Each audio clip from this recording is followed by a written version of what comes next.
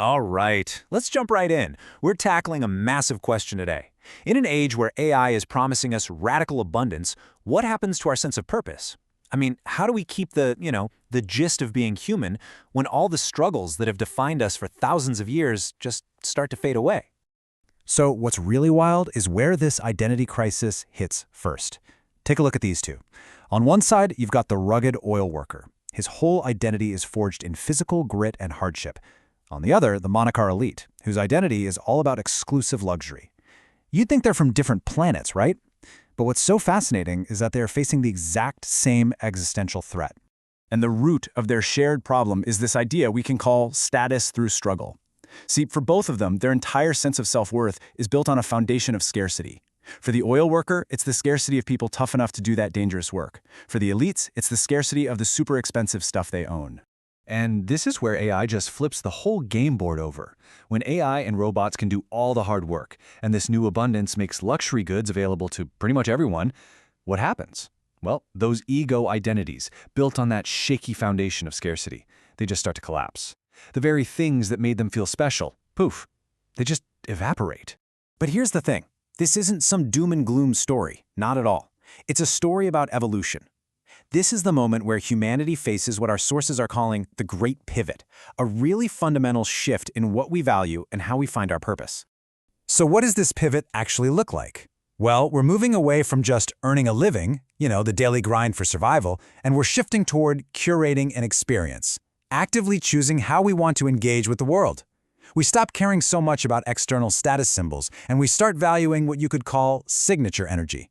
That's a person's unique presence, their creative spark, the distinct vibe they bring into a room. And yeah, this says it perfectly.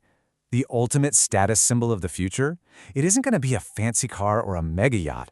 The new flex is going to be the depth of your presence, the quality of your own consciousness, because you just can't automate or buy a person's unique human essence. No way!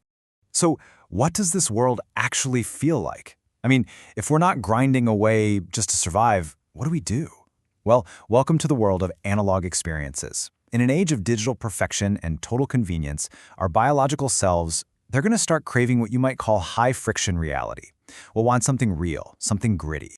This quote from the source material just absolutely nails the spirit of this new era. The struggle doesn't go away, but our relationship to it completely changes. We're no longer forced into hardship just to survive. We choose intensity to feel alive. That's a huge difference.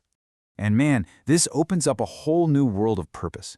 Just imagine a wilderness pilgrimage with no GPS, just to test your biological limits. Or spending years mastering a manual craft, like building a mechanical watch. Not because it's efficient, but for the soul you pour into the process. These are the kinds of things that ground us in our own bodies and connect us to a deeper meaning that you just can't find in digital perfection. Okay, let's look at one really cool example. The Symposium games. Picture this. You spend the morning in these intense Sparta-style physical competitions, pushing your body to its absolute peak. And then in the afternoon, you immediately pivot into deep philosophical debates or creating art. The whole goal here is to completely shatter those old stereotypes, the dumb jock versus the weak nerd. It's about honoring both parts of ourselves, the physical, temporary body, and our infinite consciousness. In this new world, the warrior and the philosopher, the Viking and the sage, they're not two different people. They are integrated inside the same person.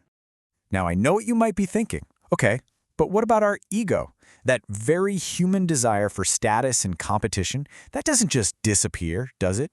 And you're right, it doesn't vanish, it just gets a complete and total rewrite. Just look at how the game changes.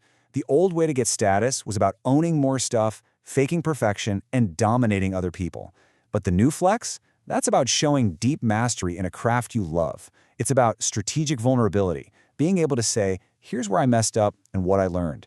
And it's about shifting from wanting to dominate to wanting to be of service to the whole community.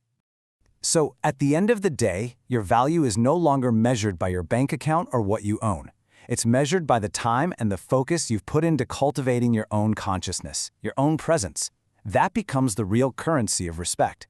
So, we've gone on quite a journey here, from a crisis of identity all the way to a potential future that's packed with purpose and deep, meaningful experiences. But this optimistic vision, it's not a guarantee. And it leads us to one final, really profound question.